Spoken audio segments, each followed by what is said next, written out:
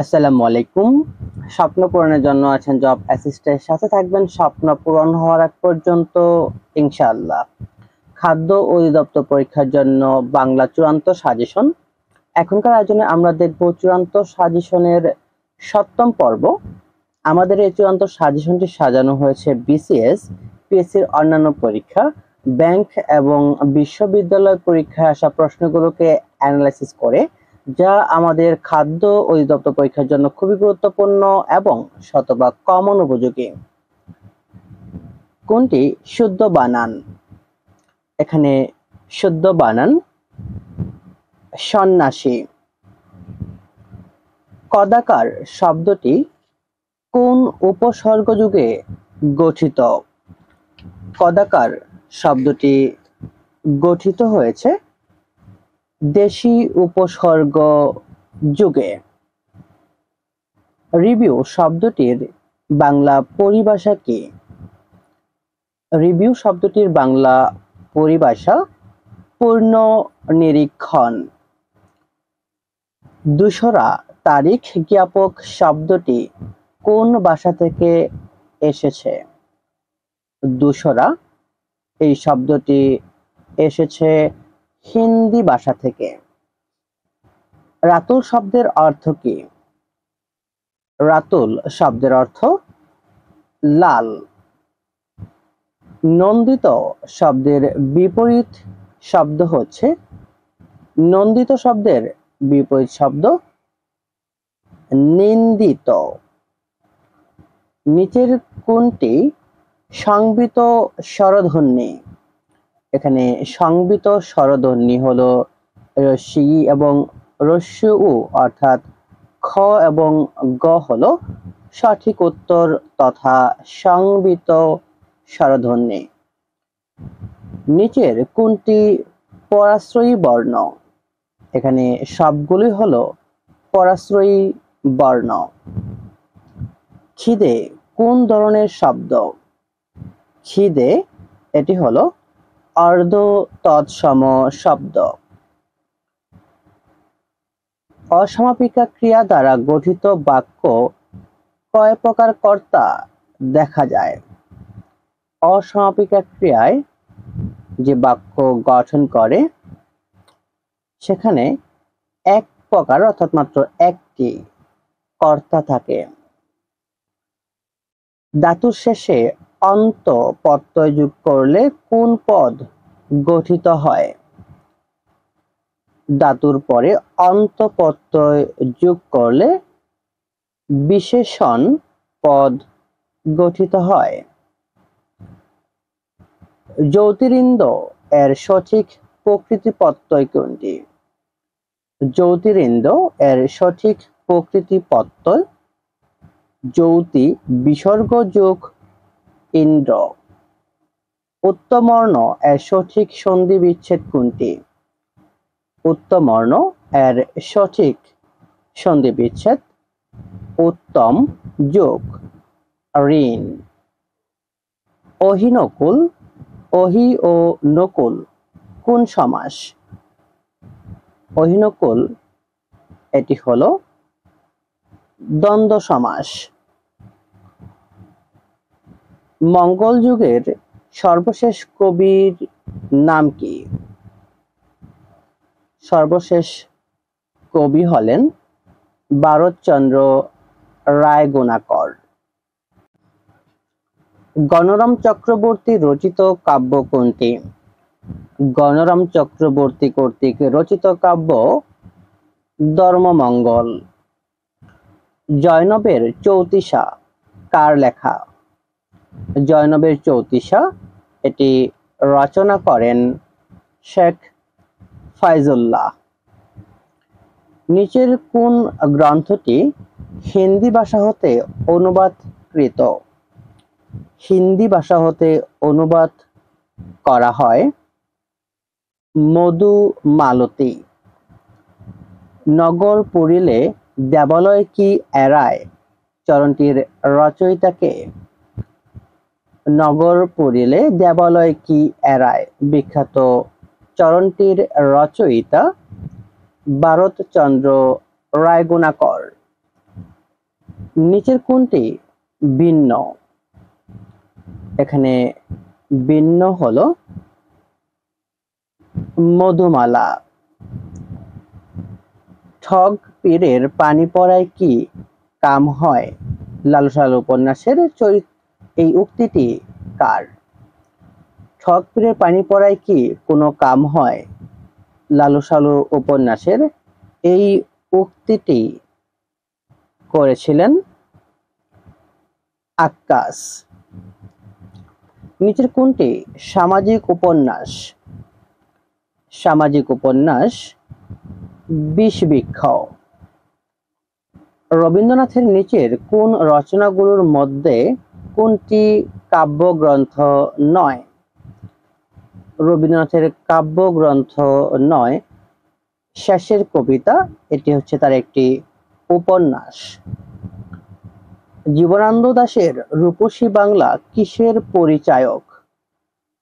জীবনানন্দ দাশের রূপসী বাংলা এটি হলো স্বদেশ প্রীতি ও নিসর্গময়তার মূর্ত প্রতীক বা পরিচায়ক হিসেবে ধরা হয়। নবান্ন নাটক লিখেছেন কে? নবান্ন নাটকটি রচনা করেন বিজন ভট্টাচার্য। সাহিত্য সংস্কৃতির চিন্তা গবেষণা প্রবন্ধটি কার? সাহিত্য সংস্কৃতি চিন্তা গবেষণা এই প্রবন্ধটি রচনা করেছেন আহমদ শরীফ। মানুষের মানচিত্র কাব্যগ্রন্থের রচয়িতা কে? মানুষের মানচিত্র কাব্যগ্রন্থটি রচনা করেন রুদ্র মোহাম্মদ শহীদুল্লাহ। কাজী নজরুল ইসলাম কোন গ্রন্থের ভূমিকা লেখেন?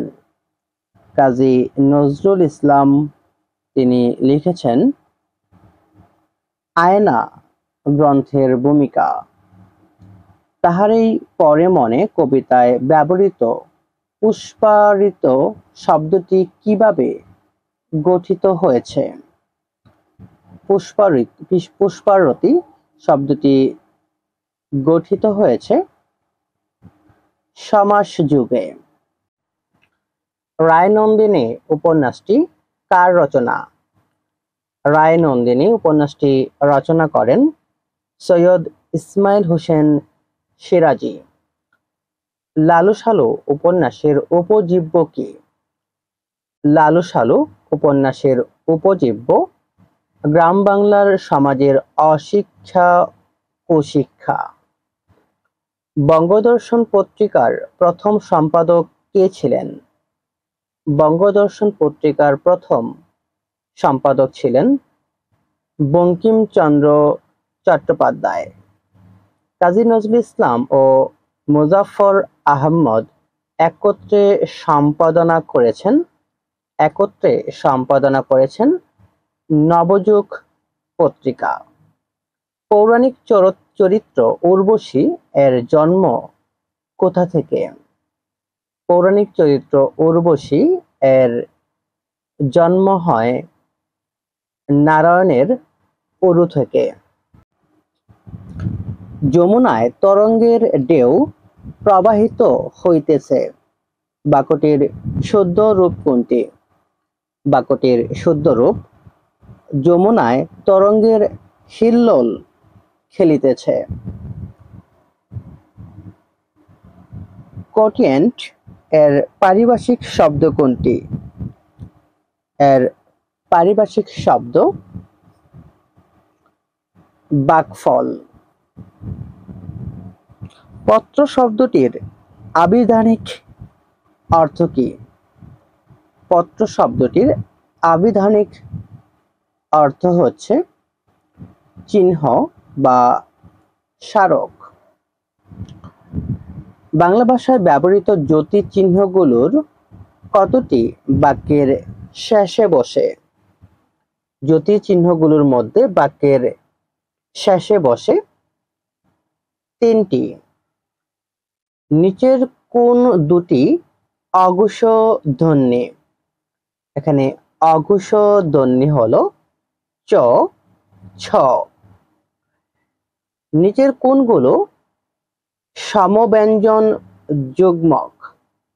এখানে সমব্যঞ্জন যুগ্মক বর্ণগুলো হলো ক ক, ব ব, ত ত, ট ট, অর্থাৎ এগুলো হচ্ছে সমব্যঞ্জন যুগ্মক। জিন্দাবাদ শব্দটি কোন ভাষা থেকে আগত? জিন্দাবাদ শব্দটি ফার্সি ভাষা থেকে এসেছে। কোন বাক্যে যে ক্রিয়াপদ অসমাপ্ত থাকে তাকে কি ধরনের ক্রিয়াপদ বলে?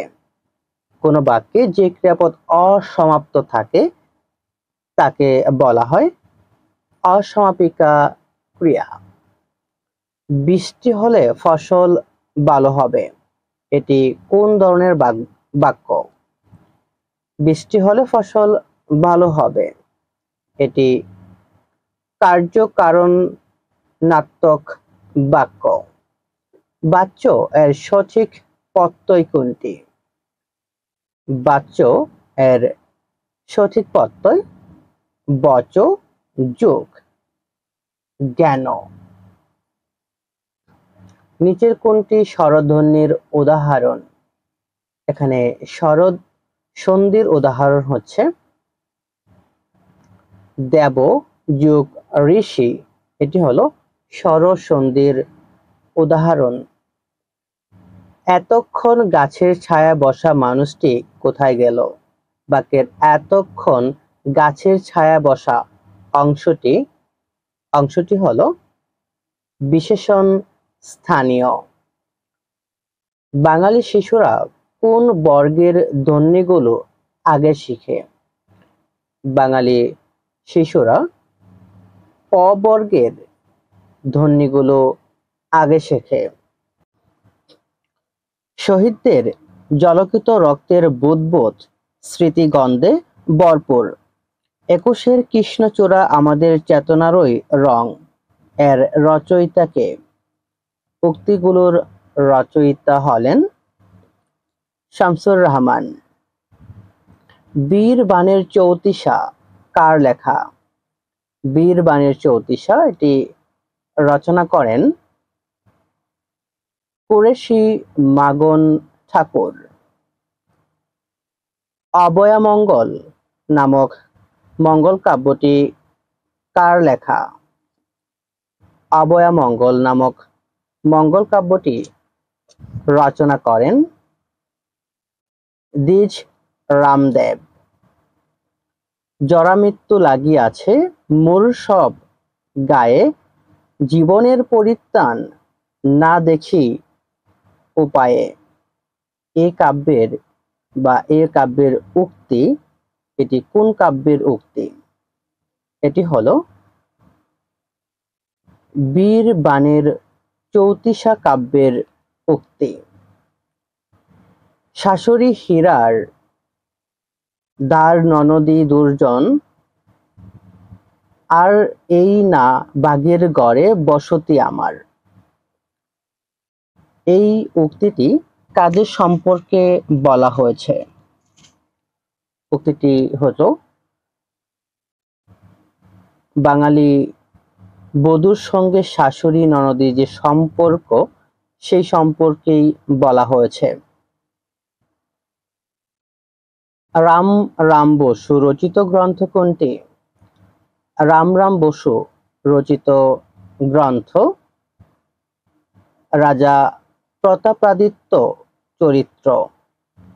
কবি কায়কোবাদের আসল নাম কি? কবি কায়কোবাদের আসল নাম কাজেম আল কোরেশি।